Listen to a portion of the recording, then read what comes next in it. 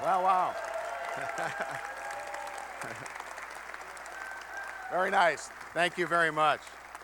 Thank you for the warm welcome. I appreciate that.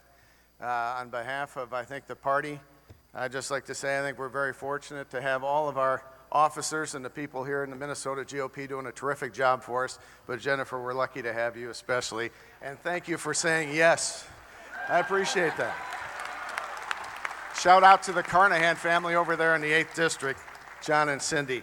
Yeah, it's true. In 2016, we had 49.6% of the vote, and we came very close to beating that entrenched incumbent Walz, but it wasn't meant to be. And in spite of the fact that we wanted to win very badly and we thought, it's an important race, I have to tell you, I woke up that next day a happy person, a happy American. For a simple reason. As important as our race for Congress was in the 1st District, it wasn't the most important race on the ballot.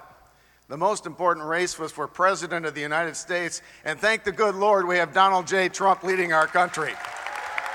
Now, think about it. If Hillary Clinton had won that election, she would have stacked the Supreme Court with radicals who would have taken away our basic rights and liberties and invalidated what we believe from this point forward. I guess we would have turned into California. I'm not sure how that would have worked. But we kept fighting for another day, and here we are. With Walz out of the race, we now have the best pickup opportunity in the United States for the Republican Party. And our campaigns kept rolling along. We kept working. We raised the most money. We have an unbelievable organization around us led by Dave Fitzsimmons. Anybody ever heard of that guy? David, thank you for what you do. Thank our whole team for what they do.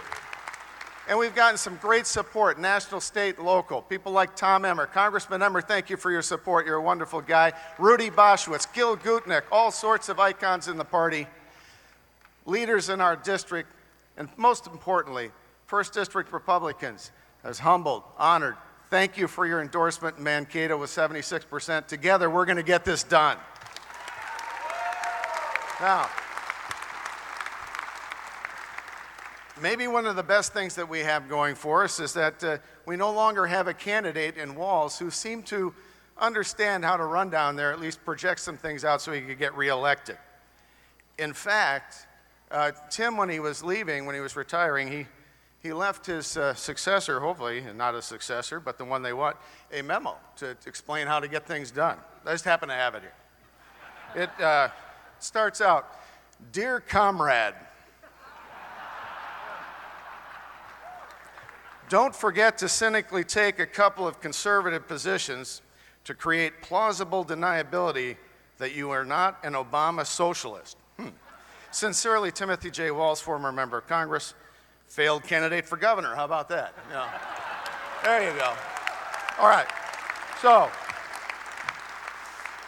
the Democrats ended up nominating a guy named Dan Feehan. He's further left than Walz. If you can believe this, in our district, he supports gun control. He wants to fight the NRA. In a district with the Mayo Clinic in Rochester and all those fine institutions, those rural institutions of medicine, he's for universal health care and socialized medicine. He believes in open borders. He believes in late-term abortion. He believes in the next liberal position to be named later, okay? It's like what Reagan said about Mondale. This guy Feehan is so far left, he's left America. All right. Now, if you're wondering why the 1st District Democrats endorsed a person who doesn't fit the district, there's a pretty easy explanation. He's not from the district. He never lived in our 1st District, the 21 counties, one day in his life until Nancy Pelosi and Obama and the resistance sent him out last year to try to run for Congress when Walz quit. The Democrats, they've done us a great favor. They've created the contrast for us. Usually they try to muddy it up. But in this case, they want to resist the president. They want to replace the president. They want to return us to the failed Obama policies that were rebuked all across our country, not just in the 1st District. I stand as somebody on the other side. I want to be a conservative reinforcement in the U.S. Republican House. Thank you. To partner with President Trump and like-minded colleagues to keep moving our country in the right direction. to keep us safe with secure borders, protecting us against Islamic supremacists with the refugee timeout that I called for in 2015. Peace through strength, like Ronald Reagan showed us. To make America prosperous, not by transforming America and making us a European socialist state like the Democrats want to do, by transforming the federal government with more tax reform, regulatory reform, work for welfare, U.S. energy independence, merit-based immigration. That's what we stand for. Also, thank you, protecting our God-given rights, the right to life, the right to keep and bear arms, the right to religious freedom. And finally, for us, in our rural district, to sustain agriculture and our rural way of life. That's very important to me. I grew up on a farm. I live in a rural community. We're always going to do that. I'd like to be on that agriculture committee as well. Now,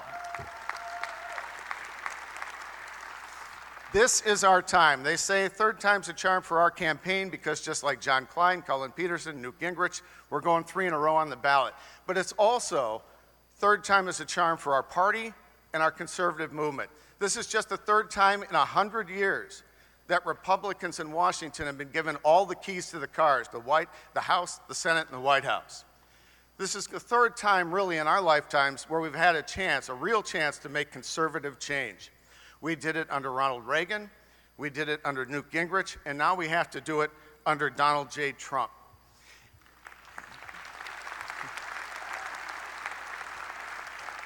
If we succeed, and we must, we will give our country, our republic, another 20 or 30 years of life, just like President Reagan and Republicans did in the 1980s.